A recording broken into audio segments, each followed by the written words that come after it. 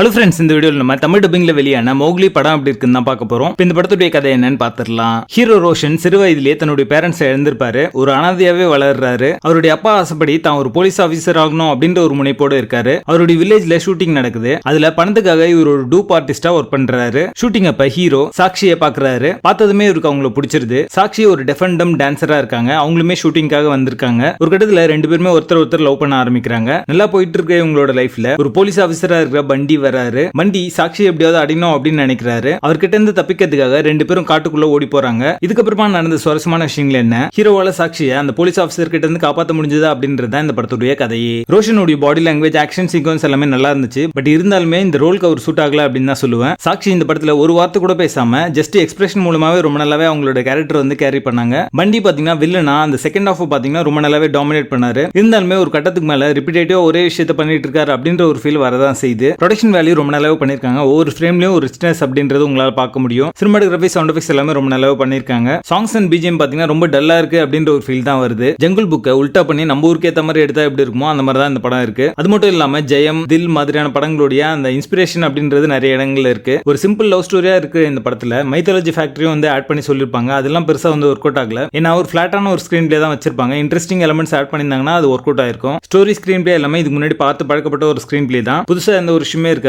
நீங்க ப்ரெடிக்ட் பண்ற மாதிரி தான் இருக்கும் படமே. டைலாக்ஸ் எல்லாமே ஆர்டிஃபிஷியலா திணிச்ச மாதிரி இருக்கு பாக்கிறதுக்கு. படத்துடைய பேசிங் ஆவரேஜா இருக்கும். எடிட்டிங்ல தேவையில்லாத சீக்வன்ஸ்லாம் ரிமூவ் பண்ணிருந்தாங்க அப்படின்னா பேசிங் பெட்டரா இருந்திருக்கும். மொத்தத்துல இது ஒரு பில் ஆவரேஜ் மூவியா வந்திருக்கு. படத்துல அதற்கான இருக்கு. இந்த படத்தை நீங்க ஃபேமிலியோட பார்க்காதீங்க. மோக்லி படத்துக்கு எங்களோட ரேட்டிங் 4 out of 10.